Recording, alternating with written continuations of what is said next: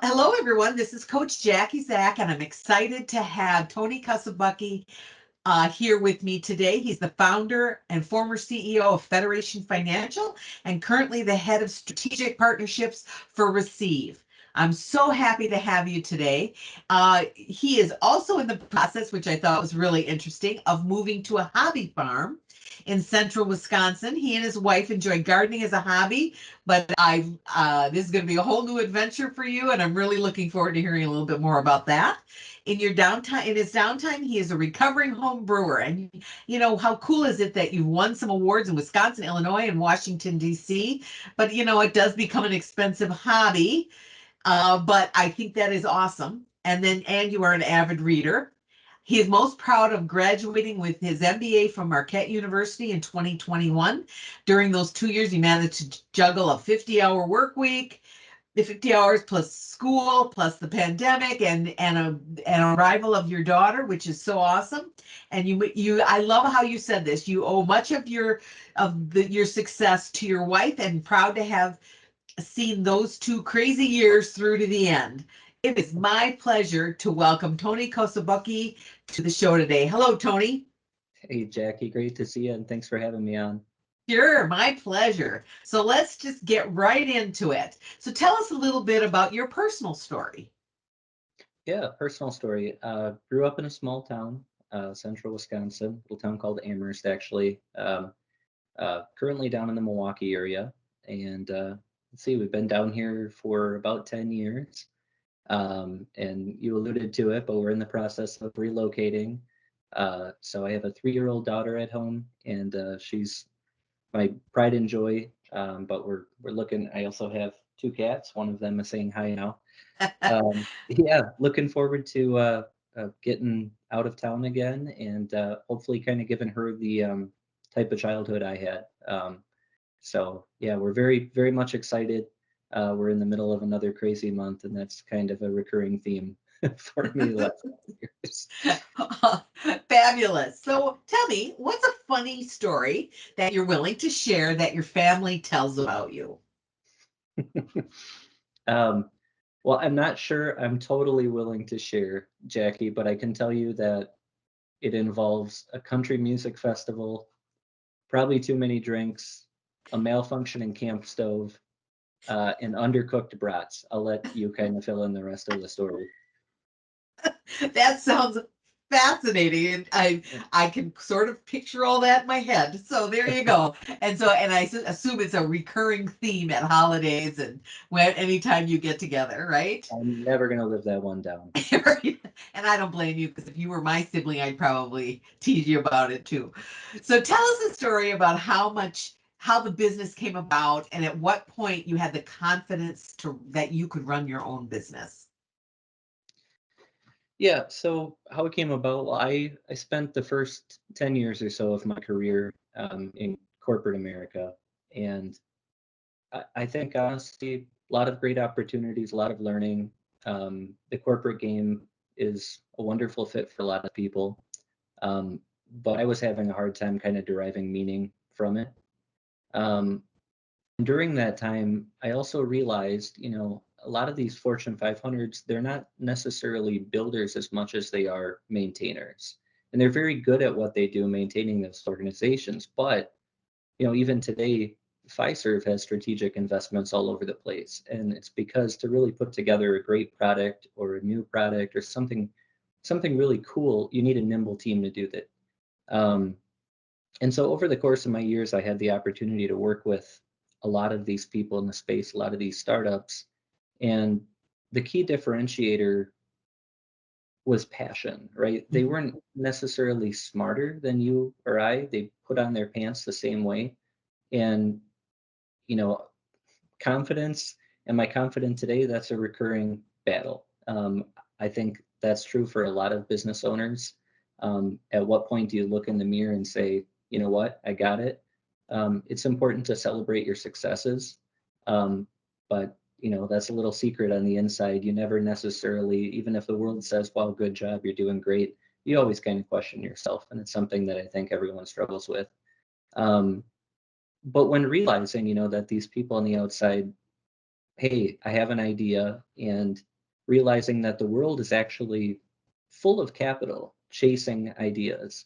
That was a concept that was difficult for me to grasp at first because, like I said, my upbringing, I grew up in a small town. We had, the Amish put the floors in my parents' house. We lived off a garden. Um, until I really got out there and started hitting the skies and talking to people, you don't necessarily realize how much money is actually out there just looking for the next idea. And so, um, 10 years sitting on the sidelines, watching other people live the dream, um, I hit a point where I thought it's now or never, and there's a good chance that I will fail. But at the end of the day, it's going to hurt a lot more knowing that I never tried. And so that's what got me to where I am today. That's what I continue to fight with every day. And I try to get, 1 inch closer to the goal every day. That's fabulous. And that is a big lesson for those of you who are business owners who are watching this. Huge lesson, right, in exactly what you just said. So tell us a little bit more about your company. Yeah. So um, Receive is a venture capital backed company just coming out of stealth mode. I'm very excited about it. We bill ourselves as the world's first earned revenue access company. So what we do is we really play in the SMB space. SMBs in particular have a lot of challenges right now, as I know a lot of probably viewers of this can attest to, but margins are tight. Cash flow, cash flow, cash flow. It's something that is always top of mind or should be top of mind for a lot of small business owners. If you look across the country on average, it's close to 50 or 60% of a small business's assets at any given time are tied up in their receivables. And Mhm. so that puts them in a very precarious position. Receive was really founded to fix that. We like small businesses, we love them, we primarily serve them. And so what we do is we will provide a small business owner with access to their revenue, to their sales, um, upfront with no fees and no interest. It's completely free for the small business owner to use. I think it's a slam dunk. I'm obviously a little biased, but I think it can be a game changer if we can get this up to scale to where it needs to be. I think we can move the needle for a lot of small businesses. So how does it work? Very simple application process, takes 24 hours or less.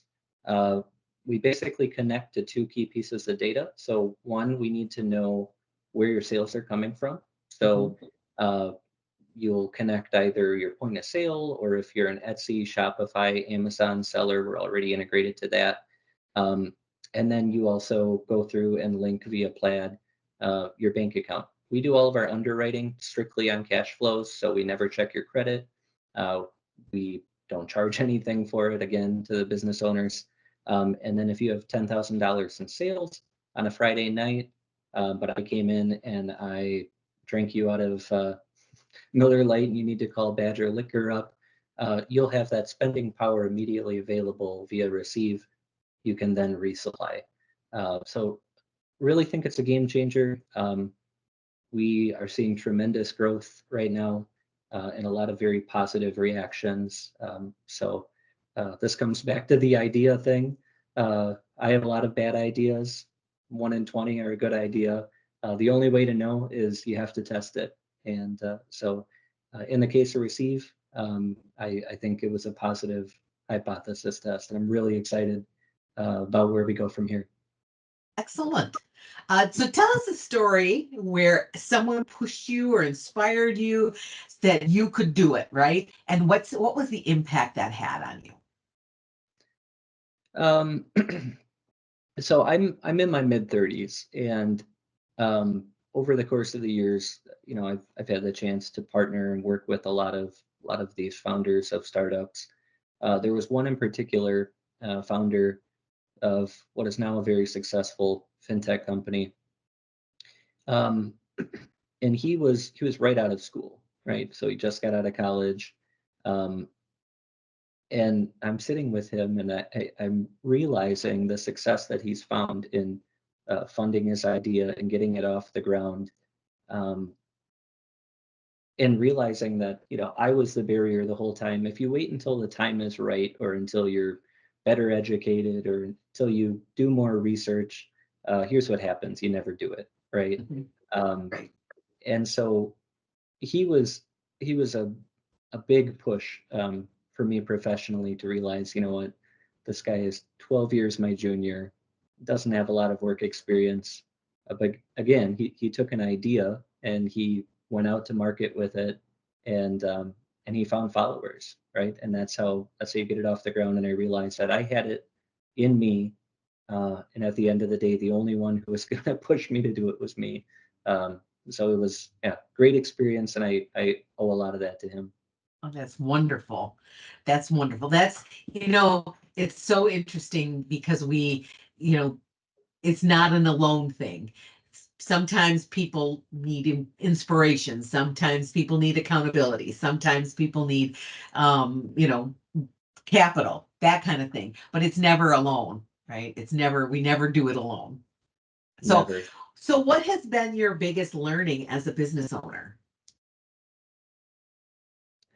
I would say that when you're in the middle of it, there's a not so good tendency to start chasing dollars and cents. And my biggest learning, I think, has been, look, profit is a byproduct, right, of a great product and of building loyal customers. Um, so I think my biggest learning is there's only so much time in a day. As business owners, we all know there's not enough time in a day. Your time is best spent on your product and on your customer experience. That's your value add as a business owner. Uh, that's your lane that you need to focus on. Everything else, it'll happen. It'll come in time. Um, but I think that's probably key. Don't look at nickels and dimes. Focus on the product and focus on really giving your customers a remarkable experience. That's the North Star. Right. That's great insight. Because business ownership is tough, it's exciting, it's all the emotions wrapped in, right? So that's one of the reasons why we do the interviews is so because each business owner brings a different perspective. And so that all of the business owners listening to this know that they're not alone, right? So, so what has been your biggest challenge during the years, and who was it, or who was or is a fellow business owner or colleague who helped you through it? I think my biggest challenge still to this day, some people won't believe it, but it's believing in myself.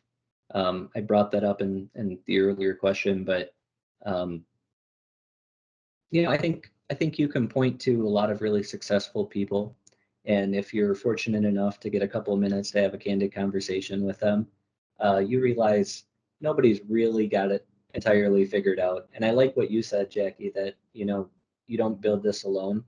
Um, that's the truth. And when you see a successful organization, that didn't all fall on one individual, right? Mhm.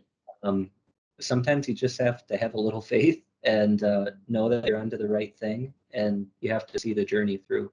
Um, I think to your second question, I had a president at a former employer of mine, very experienced guy, um, and was never quite sure why he believed in me, right? Um, but knowing that somebody else out there, having 30 years under their belt, and having met all sorts of people everywhere, um, knowing that he saw something there, it definitely helped me kind of dig in and say, what is that? What is my value? And then I have to convince myself of it, right? Right.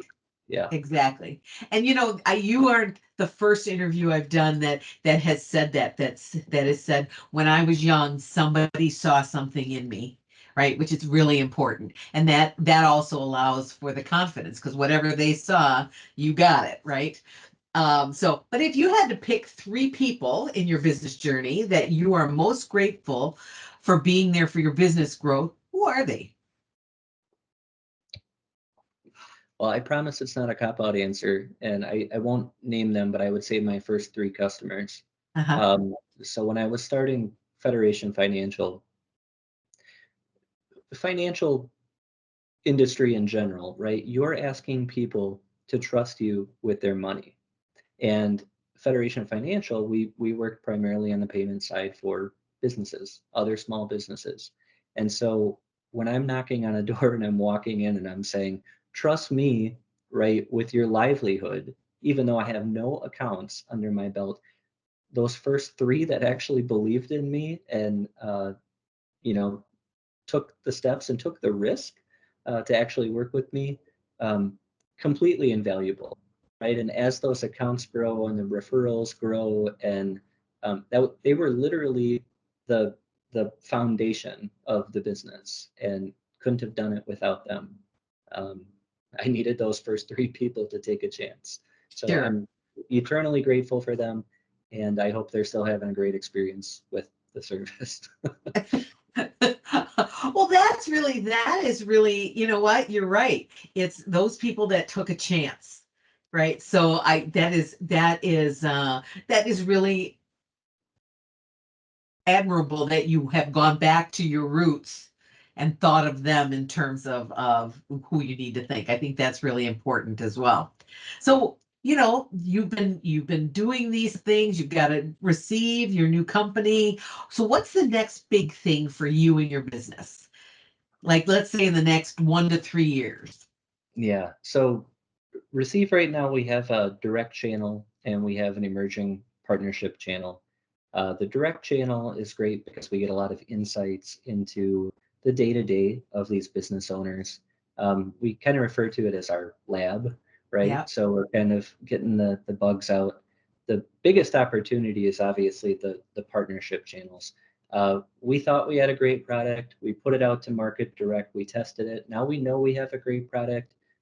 So the opportunity and the challenge is going to be scaling it.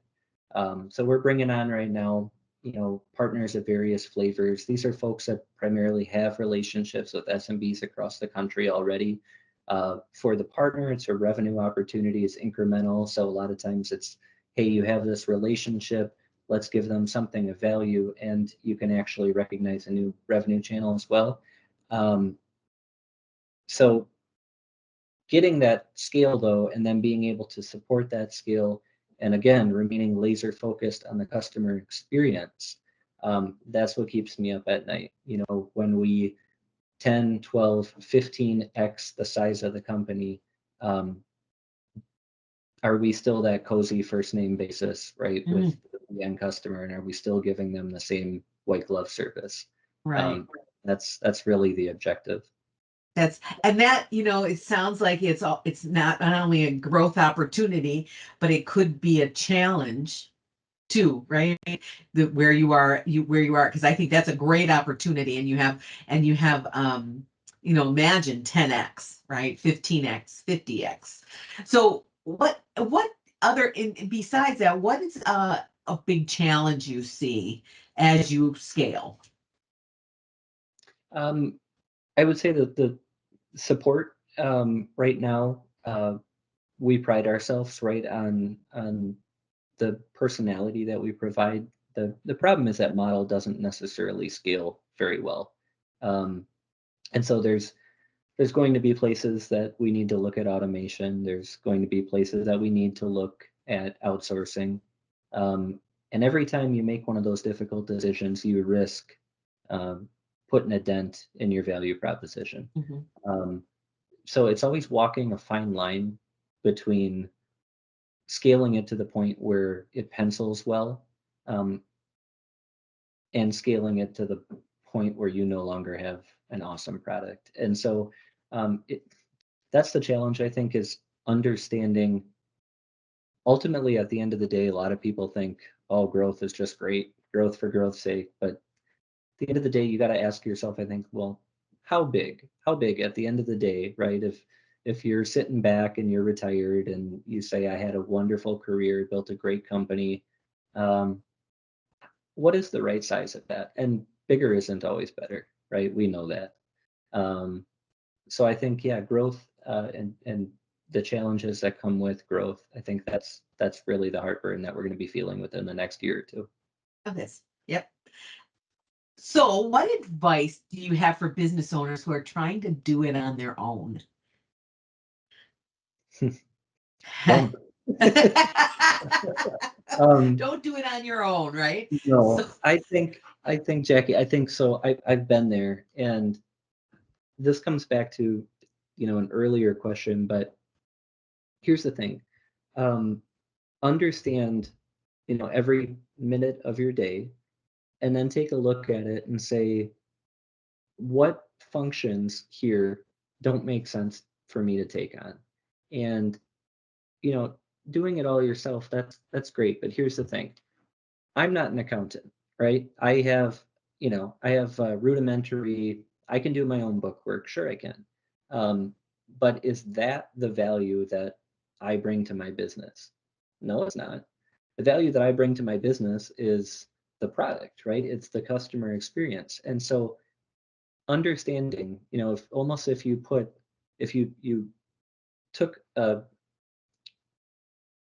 a look at your day and then actually itemized each of these and say, okay, my time is worth, $1,500 an hour. Make up something, right? I know, obnoxious, but whatever. Figure that out. And that's then that's closer to accurate than you think, right? it very well could be, yes. Yep. So, if I'm Tony and I cost $1,500 an hour, am I going to spend an hour doing my own book work, right? When I know I could outsource it to, John Smith. I wouldn't do that, right? Um, that can be said with a lot of things. And I have learned, primarily through just networking with other business owners, uh, for those that haven't figured out how to take advantage yet of fractional help, I think they're missing out. Um, it's a totally different world nowadays, right? Um, if you need marketing, I mean, you name it, any function that a business could use, you don't have to take it on yourself. There's a lot of fractional opportunities out there, and a lot of times, give these folks a chance. That would be my big advice. Don't try to do it all yourself. At the end of the day, your product and your customers are going to suffer if you stray too far from what your value add is. Right. And I hear very often, business owners doing things themselves. And what you said about that could not have been said better. I talk about this a lot with my clients, and you just articulated perfectly why that's not a good idea to do everything yourself. And I love how you talked about fractional help or help from others, because you're right. You are more valuable bringing in business or using your strengths and talents to grow the business than you are doing maybe things that you're more comfortable with. So I love that messaging, so that you business owners out there who are listening, pay close attention to that piece of it, right? So, Tony, it sounds like you have been really blessed with some incredible people who've helped you on your journey. What would you like to say to them? Uh, Thanks for believing in me, and the best is yet to come. Love The it. job as a business owner and an entrepreneur is never done. So if you have it in you, yeah, sit back and watch. We're gonna have fun. Love it. Love it. Love it. Love it. Well, Tony, it was a pleasure speaking with you. Thank you so much for being on the show. Absolute pleasure in this end. Thank you, Jackie.